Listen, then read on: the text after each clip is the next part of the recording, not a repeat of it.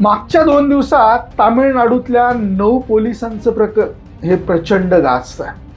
देशभरात याच प्रकरणाची मोठी चर्चा आहे. सोशल मीडियाबद्दल या घटनेबद्दल मोठ्या प्रतिक्रिया येतात. मंडळी, मदुराई कोर्टाने 9 पोलिसांना फाशीची शिक्षा सुनावली आहे. हे प्रकरण आता आपल्या सर्वांना माहिती झालेलंच आहे.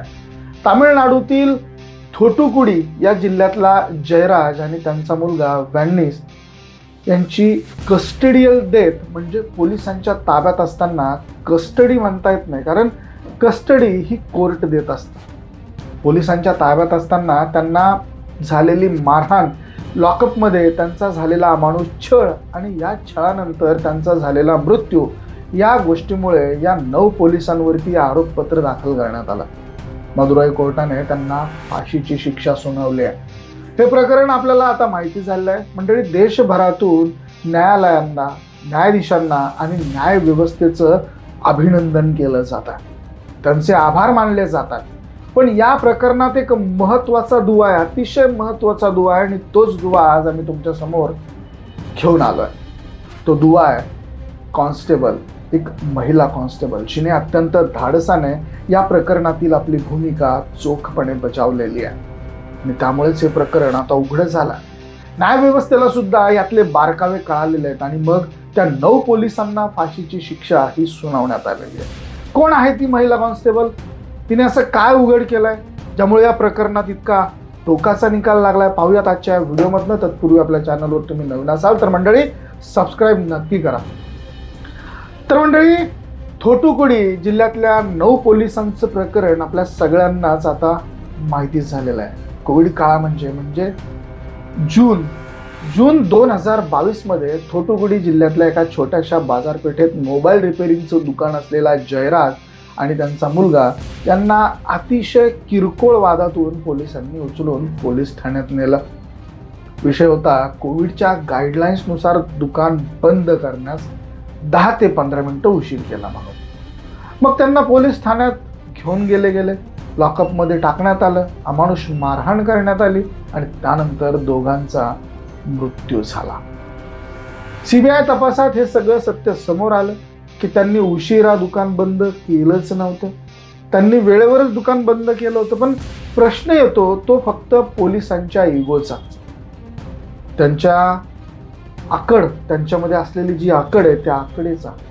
आणि त्यामुळे त्यांनी वाद घातला आणि या दोघांना मारहाण केली. आता हे प्रकरण समोर आलं, सीबीआय तपास करत होती, त्याच वेळी एक विलक्षण अशी घटना घडली. थोटुकुडी पोलीस स्टेशन मधल्या कॉन्स्टेबल महिला यस रेवती ह्या त्यावेळी त्या ठिकाणी उपस्थित होत्या.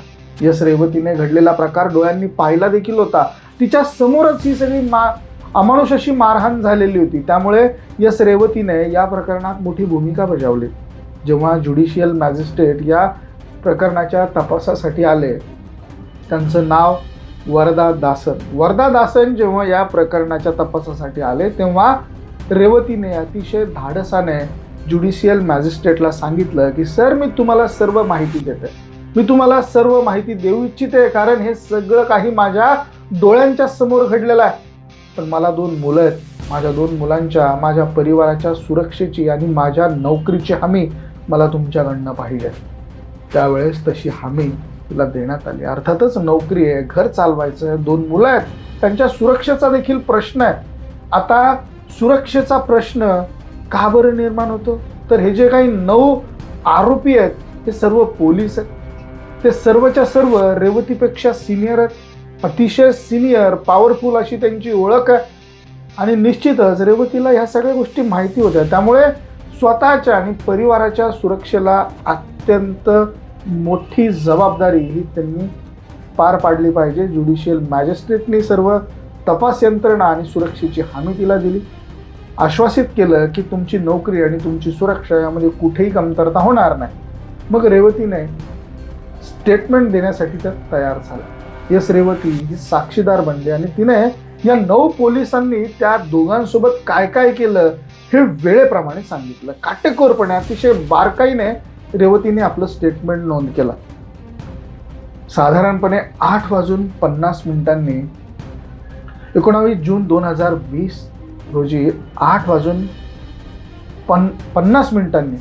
रेवती ड्युटीसाठी पोलीस स्टेशनमध्ये आल्यानंतर त्यांना पोलीस स्टेशनमध्ये पाय ठेवल्यावरच आरडाओरडा ऐकू आला.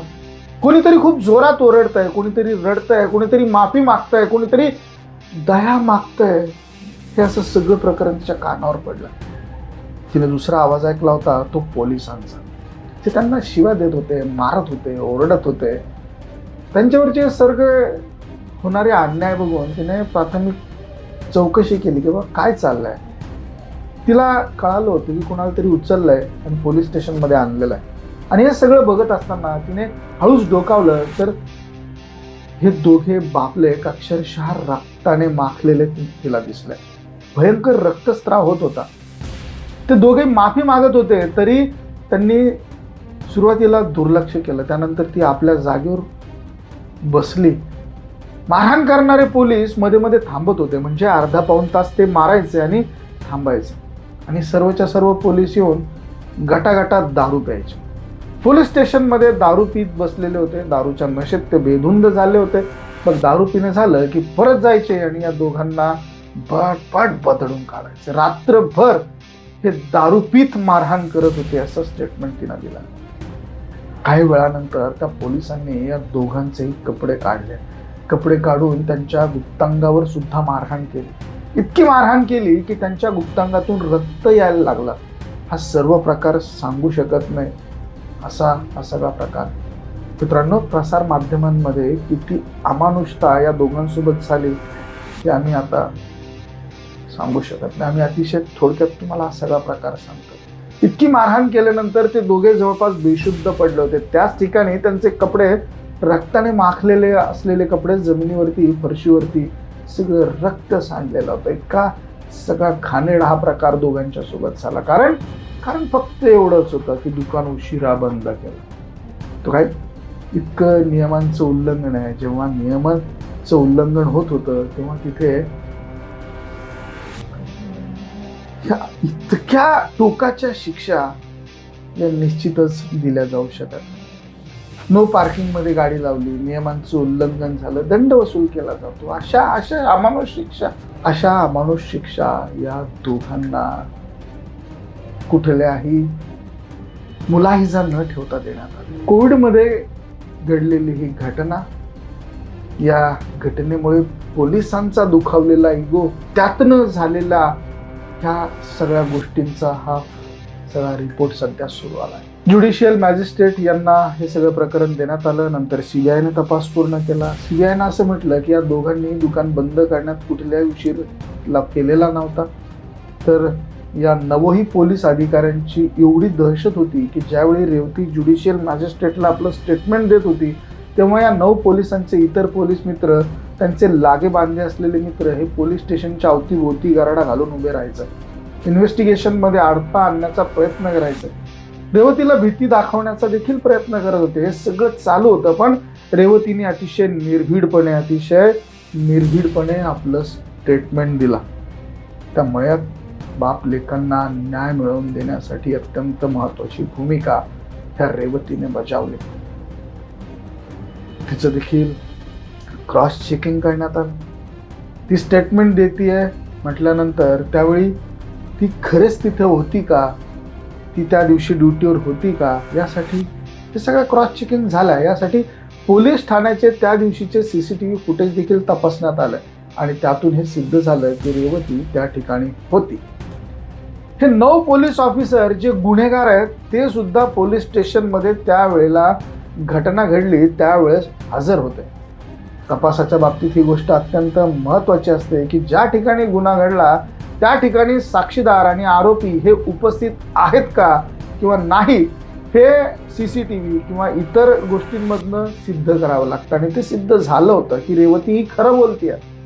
मित्रांनो, एका महिला कॉन्स्टेबल आपल्या सिनियर अधिकाऱ्यांच्या विरोधात जेव्हा स्टेटमेंट देते तेव्हा हे खरंच तिच्यासाठी अतिशय धोकादायक होतं. कारण पोलीस अधिकारी हे मोठे होते, सिनियर होते, त्यांची पोच प्रचंड वरती होती, त्यांची ओळख, त्यांचा दबदबा, त्यांची दहशत ही प्रचंड होती. पण रेवतीच्या या धाडसाला, या खरेपणाला निश्चित सलाम केला गेला पाहिजे. आपल्या धाडसी वृत्तीने त्या निष्पाप बापलेकाला तिने न्याय देण्याच्या भूमिकेत एक धाडसी निर्णय घेतला. रेवतीने आपल्या स्टेटमेंटमध्ये हे सुद्धा नमूद केलं की सुरुवातीला मी मध्यस्थी करत होते, पण त्यांना ज्या पद्धतीनं मारलं जात होतं आणि त्यांची जी अवस्था त्यांनी केली होती हे बघून मी त्यांच्या त्या खोलीच्या बाहेर निघून गेले, कारण मला ते बघवलं गेलं नाही, मी ते बघू शकत नव्हते, असं रेवतीने नमूद केलं. रेवतीने जे धाडस दाखवलंय त्याचं कौतुक सर्वत्र होतच आहे आणि ते करायलाही पाहिजे, कारण असं धाडस दाखवणं हे खरंच कौतुकास्पद आहे. प्रश्न हाच उठतो की शेवटी पोलीस असं कसं काय करू शकतात? जर एखाद्याला दुसरं कोणी मारहाण करतोय तर तिथे जाऊन बचाव करणं, नागरिकांचं संरक्षण करणं हे पोलिसांचं कर्तव्य आहे. पण या ठिकाणी आपण बघतोय की पोलीस अगदी राक्षसासारखं दारू पिऊन त्या बाप लेकांना अमानुष पद्धतीनं मारतात, अमानुषतेचा कळस गाठतात.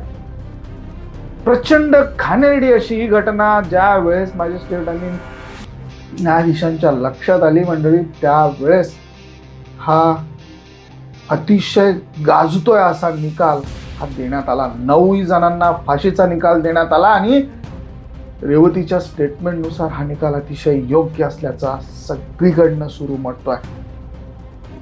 मंडळी, या रेवतीबद्दल तुमचं मत काय, तुम्हाला काय वाटतं? कमेंटमध्ये अवश्य नोंद करा. व्हिडिओ आवडला असेल तर शेअर जरूर करा.